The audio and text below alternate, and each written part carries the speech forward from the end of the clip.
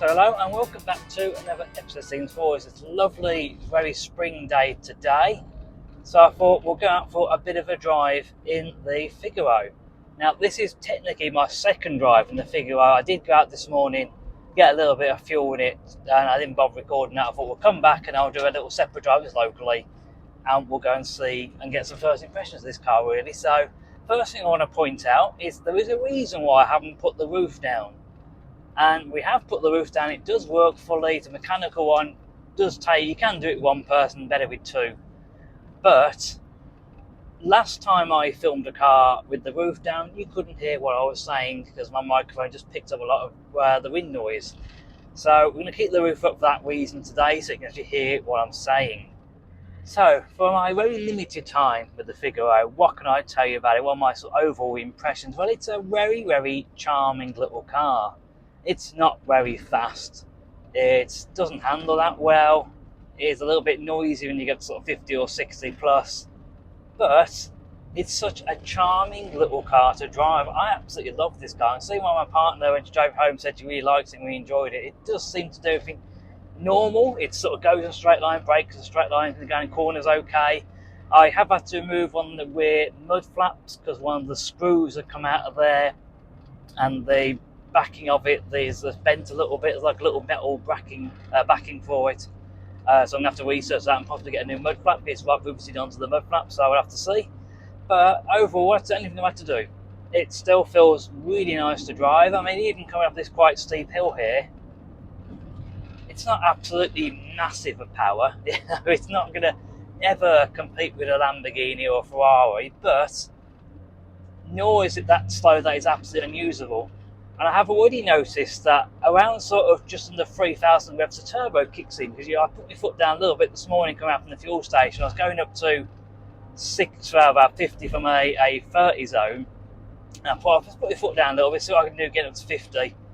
And you literally put your foot down, it was okay, it accelerated away, and suddenly got to about sort of 2,800 revs, and suddenly that's when the turbo kicks in. I mean, we're going up quite a steep hill here, and it's keeping it about 40 because it's quite twisty, and it's not having any problems keeping it at 40. I'm not having to really bury my foot into the carpet to do so. The other observation I've had this morning already is how many looks I get in this car, whether it's because I'm a male, I'm driving this car, which generally I think a lot of Figaro owners are female. I know I remember seeing a figure ages ago, it's probably changed since then, about 80% of Figaro owners are female. Thankfully, I'm not going to do a Richard Hammond where he did that famous review of the pink Nissan Micra CC where he put a bag over there. I'm not going to do that, and I actually like this car. I don't feel embarrassed to drive it.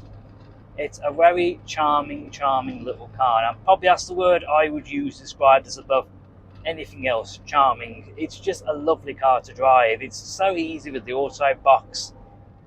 So my partner did mention that this was the type of car that she wouldn't want to take on a massive long trip for like somewhere over Europe. And I know what she means by that. I have to admit, it's not the best car for long distance cruising. Not to take anything away from the Figaro, I don't think this car was really designed for that, to be honest. So I don't necessarily think it's a bad thing, but I think we'll all be keeping this car for mainly local drives, local shows, doing a little bit of driving around locally, fancy going on a Sunday or something like that. Is the perfect car for that, really. Now, my partner did drive this back from the auction house where he bought this car from, and she really liked it. And yeah, I can see why she likes it. I probably spent about half an hour driving this car now, and yeah, I can really see why she likes it.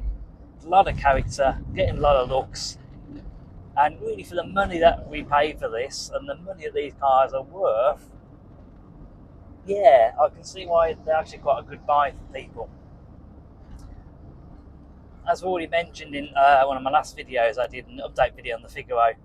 It's also good that my partner's really getting excited about cars. She really wants to get a bit more involved in this car and actually know what's going on with it. So I've been down to our local garage this morning. We've booked it in for big service, cam belt, water pump, and also they're going to have a look at some of the oil leaks that occur with the engine and to see if there's anything they might be able to do or recommend.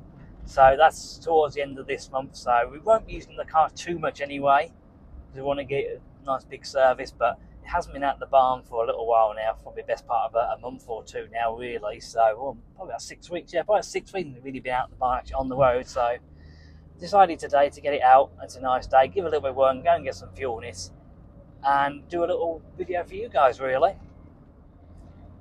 So that's my sort of initial impression. I will probably be out and about in this car a little bit more as we go into summer.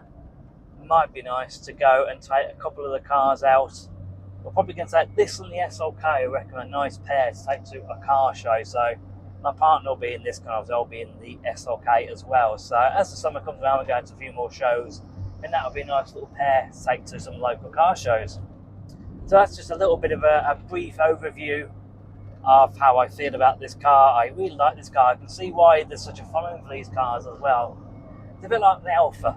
Until you own one of these, you don't quite and fully understand it. But now I don't necessarily own this car, but now I experience one, I sort of can very much understand why people love Figaros. So it's going to be goodbye from me, goodbye from Figaro, and we will see you next time. Goodbye.